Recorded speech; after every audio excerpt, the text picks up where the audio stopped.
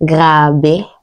Kitang-kita ho ang bastos na ugali ni Vice President Sara Duterte sa arrival speech ho ni Pangulong Bongbong Marcos. Hindi ko lubos maisip na hahantong sa ganitong sitwasyon na literal na nagkakabastusan na at nawawalan na ng respeto sa bawat isa itong mga binoto, minahal, nirepresent ng taong bayan para ho sa mamamayang Pilipino. Nang dahil lang po yan sa conflict of interest. So pag-usapan natin itong mga minamahal. At the same time, nakakatawa naman siya kasi nakita nyo guys kung paano ho maging bastos ang vice presidente natin. Kaya magiging daan nyo na to para makita, mamulat kayo sa susunod na next election kung sino nga ba ang dapat at karapat dapat iboto para ho maging presidente ng bansang Pilipinas. So ano nga ba yung ganap kahapon? So, 'di ba dumating ho ang ating presidente, dumating ho ang ating presidente dito sa Pilipinas as usual, meron yan siyang nilalabas na arrival speech. So, ngayon, ito yung eksenang ganap. Syempre, 'di ba, andyan yung mga leader, Congress, mga representative, at syempre nandyan si Vice President Sara Duterte. Hindi yan mawawala palagi.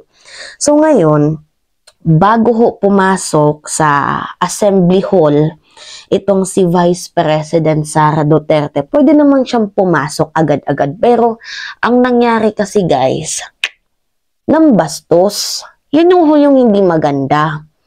Ginagaya niya ho yung pamamalakad, pag-uugali ng kanyang ama. Pero in a low-key version lamang ho. Grabe yung pambabastos. Hindi ko ho nagustuhan kasi vice president ka tapos ganyan ho yung inaasta mo. 'Di ba? Hindi naman ho ata tama. So, ito yung video guys para wala na akong masyadong madaming sabi. Binastos niya kasi si Martin Romualdez. Hindi naman ho deserve ng tao na bastusin. Kalaki-laking tao. Hindi niya ho nakita. Imposible naman yan. So ngayon, ito yung video guys. Pakita natin sa inyo. Dined Marao ni Vice President Sara Duterte si Speaker Martin Romualdez na mag-cross ang landas nila kagabi. Pero sabi ni Duterte, wala siyang nakita. Nasa frontline ng balitang yan si Jenny Dogon. Isang kaibigan. Nag-book reveal kanina si Vice President Sara Duterte sa Esteban Abad Elementary School sa Quezon City. Ang title ng libro, Isang Kaibigan, written by VP Sara. Bahagi yan ng sisimulang ipatupad sa Enero na Catch Up Friday o kada Biyernes na reading exercises ng mga estudyanteng hirap pagbasa. Ang tema ng libro ng bise na minsang binansagang agila ay tungkol din sa isang ibon. Merong isang ibon at marami siyang kaibigan. Merong nangyaring unos sa buhay niya at nawala lahat ng mga kaibigan niya. Akala niya nawala lahat pero merong isa na bumalik at tumulong sa kanya. At yun yung lesson doon sa libro, yung friendship and kindness. Nagkataon ang launching ng libro sa gitna ng umuugong na usap-usapan na umaray planong impeachment laban kay VP Sara. Tila natudukan na ang issue ng planong impeachment laban sa bise.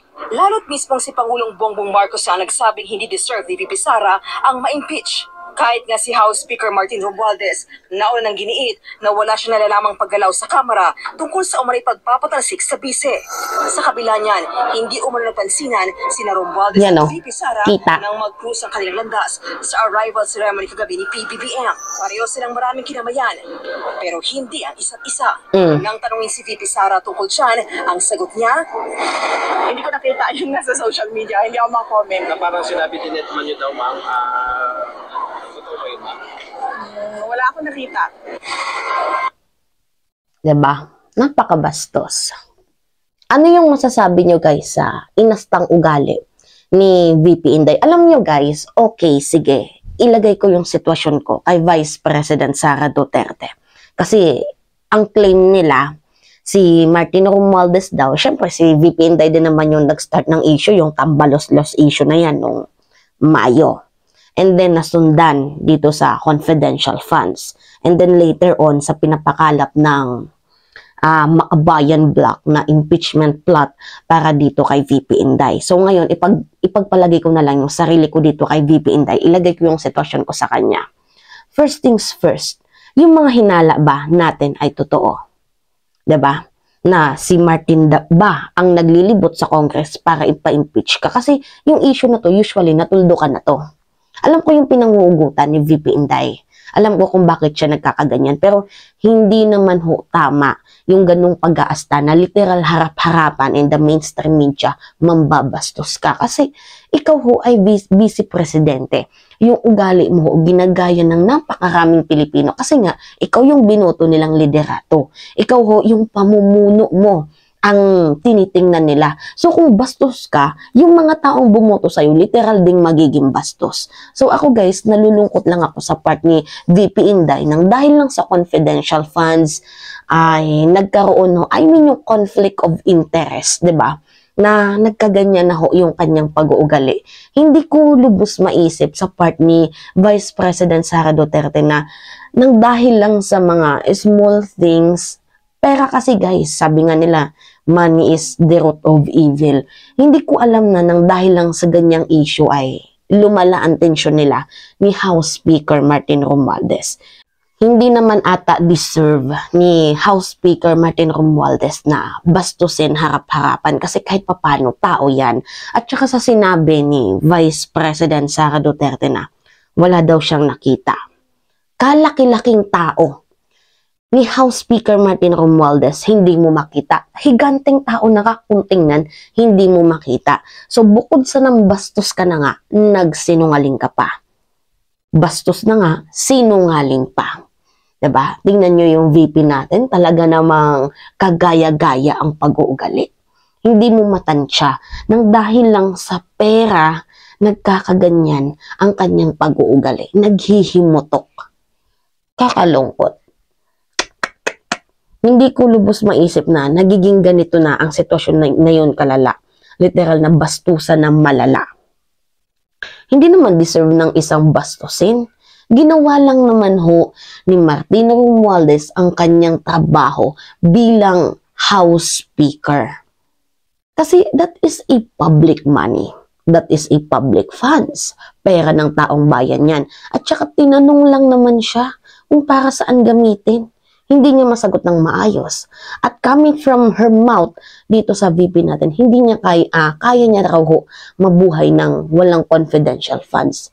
And then, your wish is my command, sabi nga ni Martin Romualdez. Tapos ngayon, ang dami niyang satsat. Maghihimutok siya. Ang pangit naman ng ganong pag-uugali. Dapat pinarangka mo. Ganun ka sana eh. 'Di ba? Pinarangka mo, total malakas ka.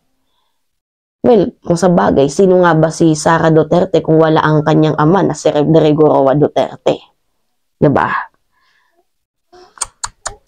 Grabe. Hindi ko talaga lubos maisip na nagkakaganito na ngayon. Bastusan malala. Kayo guys, ano yung komento nyo? So ngayon, papaalam na ako. Siyempre, pinakita ko sa inyo guys, yung side na naman na hindi ko ma-explain dito kay VP Inday. Hindi ko maipaliwanag ang pag-uugali niya. Kasi, di ba, totoo naman recently, naging okay na itong si Romualdez. Tapos si VP Inday, nagyayakapan na nga yan dati. And then later on, ganyan na naman. Ay nako, politika nga naman. Totoo nga yung sabi ng ilan, there is no permanent friends nor allies, but only permanent interest. So yun lamang ho guys. It's me again, si Mima Alicia nyo, at nagbabalik ulit para sa ating panibagong video.